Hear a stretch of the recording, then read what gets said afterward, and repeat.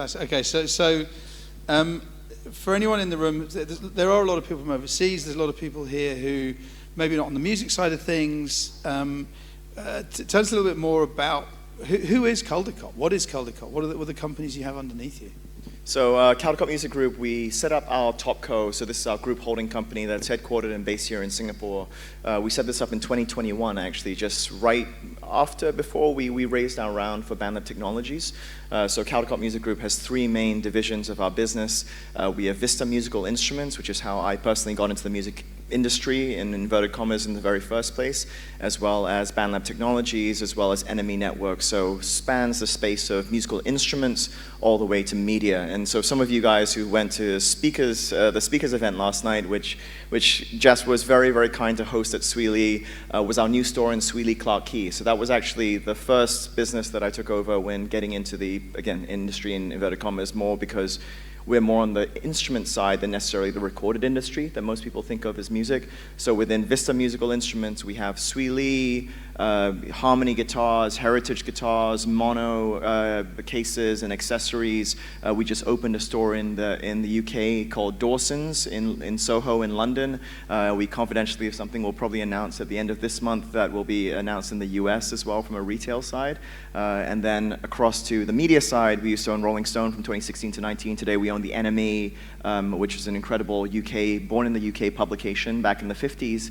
Guitar.com, musictech.com, so everything around music, and that makes up Enemy Networks. And the center of it all right now is BandLab, which I co-founded back in 2014, 15, and today we have a crazy number of people that we are responsible for and empowering to make music all around the world through our application BandLab and our related sort of tech platforms under BandLab Technologies. So in a nutshell, and I'm sure you could do a much better job of introducing that, that's Caldecott Music Group.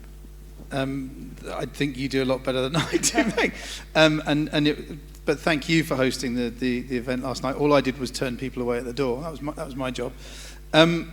So it's an amazing group of companies and brands. But why did you choose Singapore as a hub? I mean, it's the little red dot, right? But there's so many other places it could be. But Singapore's your home, right? Yeah, it was interesting. So I was very, very fortunate to go overseas at a young age and to actually, start my I guess music life in a different country to Singapore. I grew up being a very good Asian kid, learning piano and violin, and then when I went over to the UK, that's when my British friends corrupted me into being interested in Radiohead, The Strokes, The Libertines, and bands like that, and then started playing electric guitar, and incidentally bought my very first guitar at Swee Lee. So having gone through that period of being overseas, and then when I moved back in roughly 2011, one of the things that I was looking for was where to buy a guitar. And so I remembered the store, Swee Lee, that I bought my very first guitar and looked around for all the other places where I could shop, which was very different to more established markets like the US or the UK, where already you had many stores that represented every single brand. You had big scale players and big chains, and you also had very, very strong e-commerce. Whereas in Singapore at that time, back in 2011, I think people always expect Singapore to have a different level of development. You've been here for so long, but certain things weren't as developed, and e-commerce was one of them. So actually, when I saw an opportunity with what I saw in the UK or in different countries, and figured, why are things different here? Surely there could be an opportunity. And Singapore was a very, very good hub for not just the distribution and the retail business and creating a consumer brand out of a brand that was traditionally more just solely within the distribution layer of the supply chain around musical instruments. Singapore was a perfect place for that because of easy import-export, the fact that a lot of people from around the region were coming to Singapore to buy instruments, and that spun into where we headquartered, not just on the physical side, but we've realized in the years to come that it's been the perfect place to actually build a digital business, but particularly a tech business, and we were very, very lucky to do so in the middle of the 2010s, I guess. I remember the first time we met, coming to I think it was BandLab at the time. You were in the office that was upstairs. It's the only time I've ever walked into an office. And ladies and gentlemen, I'll get the date wrong, but it was a 1965 Fender Stratocaster, literally just lying on the floor of the office because he'd been playing, and it was like, I think we're going to get on. So I mean, I'm not trying to sell the Swee Lee store, but it really, you walk into the Swee Lee store in Clarke Quay. If you come down to the festival tonight at Clarke Quay, you'll see the store. It is wow. but tell us a little bit more about BandLab. And there are a lot of artists with us this week on the music side, but on the creator side as well. How is BandLab? Tell us a little bit. Let's dig a little bit deeper. How is BandLab really working with and helping develop emerging artists? It's not everyone's about Taylor Swift, but you're really about the emerging artists, right? Yeah. So the way for those of you who are not so familiar with BandLab, BandLab is a social creation platform for making music, as well as sharing your music and connecting with everybody around music. So some of you may be familiar with tools like GarageBand or platforms like SoundCloud or social media platforms like Facebook or TikTok.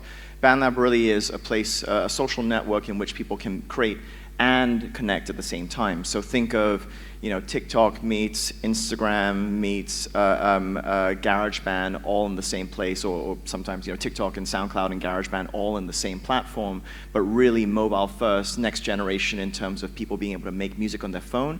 And so today we were very, I think we announced this a month ago, but we crossed this milestone in December. We crossed over 100 million registered users around the world for a platform that was built and based here in Singapore, and empowering people from every single country around the world to actually make music and express themselves, but very much at that early age. So part of the founding vision that I had with my co-founder around the creation of BandLab was not just empowering people with the tools, but the reminder that it wasn't just about the tools. Making music is also about inspiration. It'll be, it's great to have a beautiful Stratocaster, 1965 Stratocaster, like you mentioned in my room, whether it's a $1,000 guitar or a $10,000 guitar, just because you can afford one, doesn't mean you're a $10,000 player, unfortunately. It usually means that you have a nice credit limit and you can invest in certain things. But when it comes to making music, especially a lot of the music tech industry had historically been focused, rightly so, because of the advances in technology and personal computing around desktop music making. And so for us with BandLab, there was not just the community side that we felt was very, very important, but also the fact that music making needs to be mobile. And so tools like GarageBand, which people are familiar with, and especially if you're in Singapore, or you come from the UK, or you come from the US, or first world countries, there is an assumption that music making can be free just because you can afford an iPhone device, and some of that can give you access to GarageBand or iMovie and things like that. But actually, depending on what stats you look at, 80% of the world uses Android. So even before the AI conversation, which obviously is a hot topic, and I'm sure we will touch on at some point in the talking points, there are billions of people around the world at this point in time that without BandLab has no capability of expressing themselves through the creation of music on their phones because they don't have access to an Apple device or an iOS device. So again, it's not quite the same comparison. BandLab to GarageBand is a little bit more like Google Docs to Microsoft Word or Canva to Photoshop, really that next generation of accessibility. But mobile first creation, being here in Singapore also gave us a very, very amazing insight around the region and around the world, and that exposure to understand that everyone comes from many different backgrounds. And when you think of something as music being a universal language, you still need mouths to speak, right? And that's part of us empowering people with the tools. Everyone has a voice, but also now everyone has a mobile phone, and we believe that everyone's mobile phone is their first instrument, and that's sort of the story around BandLab. And we've been lucky to see success all around the world through artists from every corner of the planet, going on to millions, billions of plays on songs that are made on their phone. We just had an artist, David, who crossed his second song, crossing 1 billion plays of something that he made just on his phone and with wired headphones. And only 600 plus songs in history have ever crossed the 1 billion mark, which is an incredible milestone. Fantastic. Now we're going to talk about advice that you give for the emerging artists, because a lot of them here. But before that, I think we can't avoid the AI conversation, and because it is going to affect everyone. It's interesting. A year ago at Music Matters, so many people weren't allowed to talk about it on stage. But I know it's something that is close to you, and I think so. The main question is, when we look at AI for music and musicians, what are the opportunities, but also what are the challenges? Look, I think AI is a extremely important topic, and we at BandLab, I mean, whether it's just AI and sort of the developments around training and learning and you know, the data that's required, but also around Gen AI, obviously, that's really where a lot of the hot topics are. It's something we feel very, very strongly about. And so we as a platform, as a tech platform, has been particularly vocal. We were the first creation platform, the first music creation platform to join the Human Artistry Campaign, which is a global collective of incredible companies that have come together to talk about ethical use of AI. We were the second company after YouTube to actually, and the only music creation platform to actually have a large strategic alliance with Universal Music Group, the world's largest label, around AI as well, and both the ethical uses as well as the way that you can empower people. And we feel very, very strongly about it because, you know, we do feel as a platform representing millions and millions and millions of creators, many of whom are at the very, very bottom and early stage of their careers. Many of them haven't even thought about being an artist yet. They're still at that very, very beginning stage of their journey with music. Those are the ones who are impacted the most if AI is not handled ethically and if investment is not made into the technology to be able to empower the people who don't have the same level of music education or social economic standing to have the tools and accessibility that others have. So I would say it's a key topic for us because really thinking about the emerging artists and the young artists is of prime importance. And I think for a young artist, the sort of advice is a challenging one, but it doesn't really change. I think for any artist today, the best advice is still you've got to figure out how to differentiate. You know, distribution is not the problem anymore with the internet. It's not distribution, it's differentiation.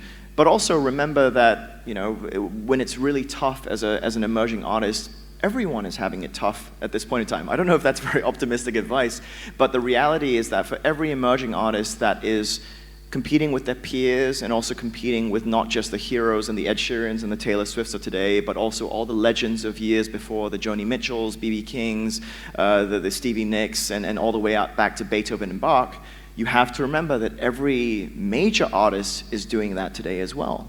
Ed Sheeran or Taylor Swift or Drake or Kendrick Lamar, when they release music, they're competing not just against all the superstars of today and yesterday, they're also competing with all of you emerging artists who are coming out and really, you know, breaking the mold in terms of what you can do, the genres you participate in, the amount of music you release and things like that. So it's a very, very competitive environment, which is why AI is a huge concern because it's hard enough competitively. Imagine if you're competing with 1 million unlicensed Drakes.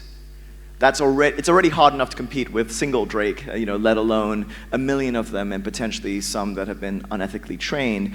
But I would say that emerging artists today, the most important advice is also don't follow necessarily the way that things have always been done, right? And when it comes to music, the whole point is people are looking to differentiate, they're looking for a different story, and the big advantage that emerging artists have is that, you know, and you see this with how people have been releasing music from BandLab on TikTok. If you go to hashtag BandLab on TikTok, we have more than 3 billion, nearly 4 billion plus views on people sharing their music, not in finished products, but actually screen caps and screen recordings of the music as they're being made. And that in itself is you releasing, sharing your creative process, and you're doing it way before the song is finished. And that's driven massive, massive engagement. I see Alice from UMG here. You know, incredible artists like David who did that and have grown on to massive universal success. Artemis, who's signed to 10K, who is in a JV with Warner Music Group, is now, I think, the 50th biggest artist in the world. His very, very first post on TikTok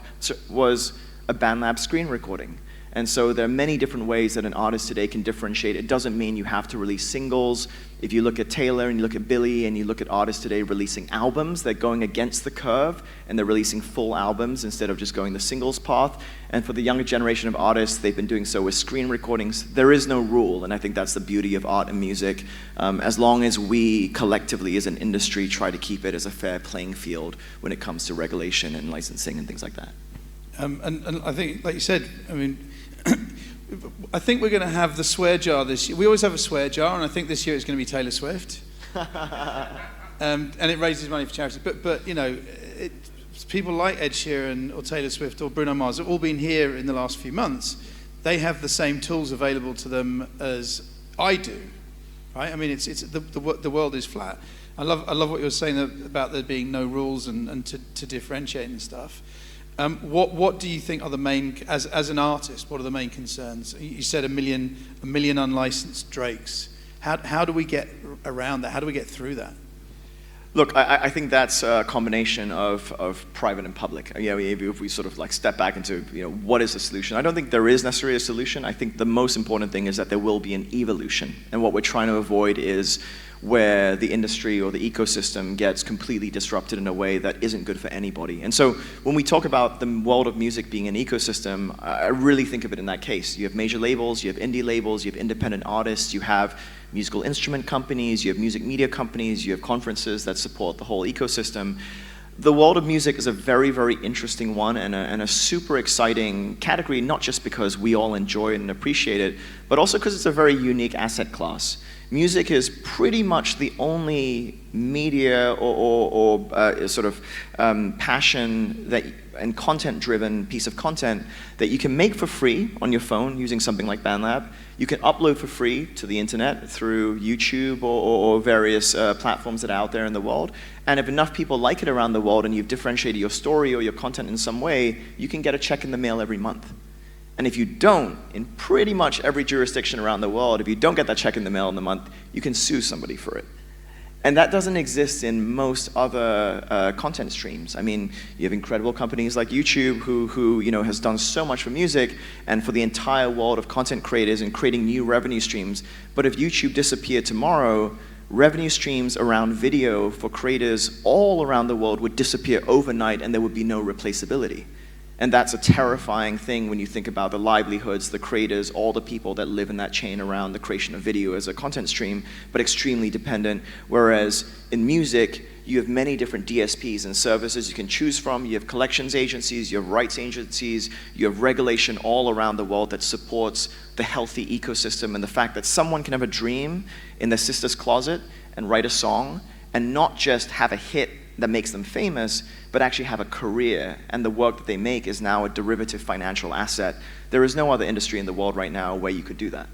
And so I think that's something that's incredibly exciting. In older speak, I guess, in older tech speak of just a couple of years ago, the equivalent would be the idea of play to earn.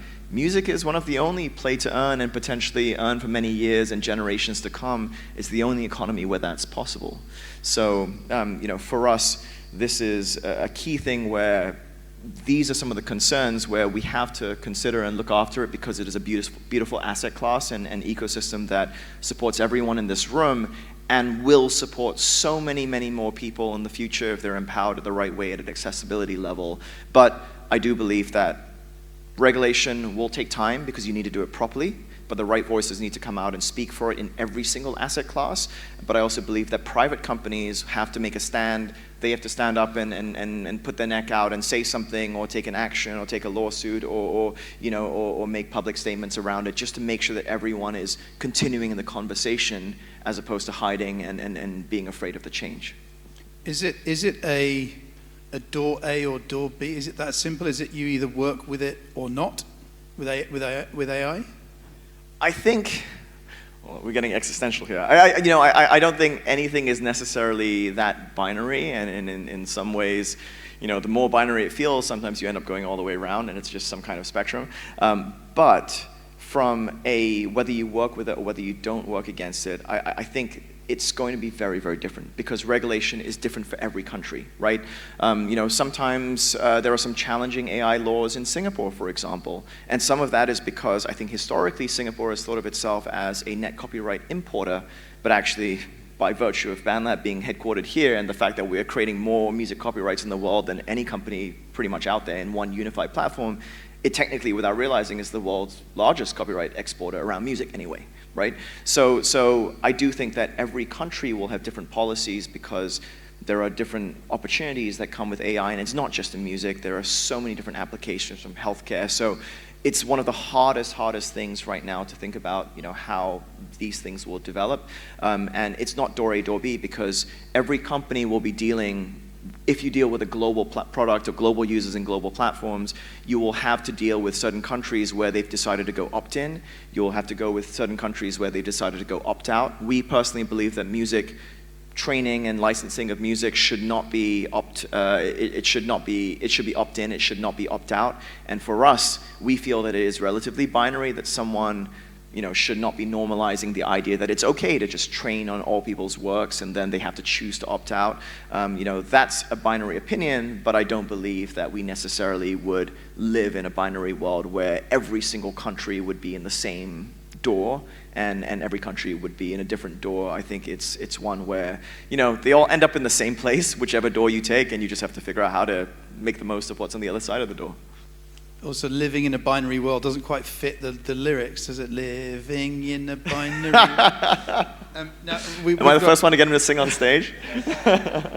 Well, I'm in a band. The next session is going to cover a lot of AI as well, so I don't want to tread on Ricky's toes. But look, it's as ever fascinating talking to you, and we could carry on forever, but unfortunately we've only got a couple of minutes left. What does the future hold for Caldecott? What's next on Meng's plate? What's the next concert you want to go to? But no, what's next for Caldecott?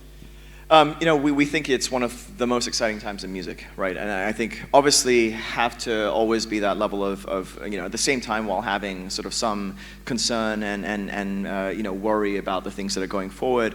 I'm extremely optimistic about the scope in music. I think this is the most exciting time for music today. If you're an emerging artist, whether you're an established artist, whether you're a company, there's so much moving in the entire world of music around platforms, around IP, around content, and the democratization and the equalization of opportunity for people all around the world. So for us, a lot of that is just keeping up, especially when it's something like BandLab that is this, rocket ship that grows every single day, and new considerations come up of things that we have to think about to do our best for our users and try and empower them in the right ways.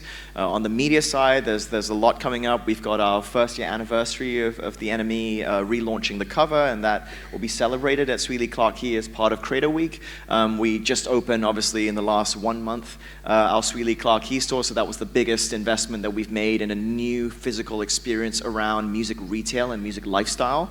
And I don't think an experience or a size of store around music has been built like that since the days of HMV and Tower Records and things like that. So I'm glad for some of you guys who've had to experience that in Clarke Quay in Singapore. Some announcements that unfortunately I can't put on this stage today, but will be out there in the press in a couple of weeks. There's a lot on all sides of the business. It's exciting times, and you're doing Girls to the Front showcase tonight. I know it's sold out at Swee Lee, and if you go to Swee Lee, and I'm not selling it, but if you go to Swee Lee, you will leave with a guitar. I mean, it's 100% guaranteed. But you'll buy it, you won't be given it. For Girls to the Front, the showcase tonight, I assume if we turn up and say I'm a friend of Meng's, we'll be allowed in, right? So. Yeah. Please don't quote Jasper on that. And if you were at the speakers event last night, that's why we put the black curtains up so that if people came, they didn't leave with a guitar. But before we finish, look, I wanna, this is the first time CreatorWeek or Music Matters has moved to May, and I really want to say congratulations. I think to move something obviously that's very near and dear to my heart and our group's heart, and also something which obviously is the crux of what we think is one of the most exciting places in the history of music itself, to be able to move something from F1 to put that on in May and build the incredible audience that you have today, and you turned 18. Congratulations. 19 officially. No, 19. 19. Nearly of drinking age in the US soon. At least in England, that's in drinking age. So congratulations, because it's so important for the conversations to happen and also to bring the community together. And I said this to you in private, I'll say this to you in public. There's no one else in this country or the region who could do that except Jasper. And so congratulations on this, and all the best for us at the conference. A little bit of dust just blew onto the stage there. He's going to buy a very expensive guitar to pay me for that. Let's see what he did there. So listen, thank you so much. I mean, in the same, you really are making music matter for so many people and helping them and all that kind of stuff. And when we first met to talk about this 6 months ago or so, I remember you saying, who is out there looking after the emerging artists, and it's you. And the other thing I've written so many notes, but talking about differentiation, talking about there's no rules out there, talking about play to earn. I have this bizarre concept called work to earn, but that's old school. But you know, I think what always comes across, and we have had you on stage before, is that you're just this totally normal human. And that is so wonderful. So Meng, thank you so much for your support. Thank you for joining us today, and thank you for looking after all those hundreds of millions of artists around the world. Thank you. Meng Kuok. Thank you so much. Thank you.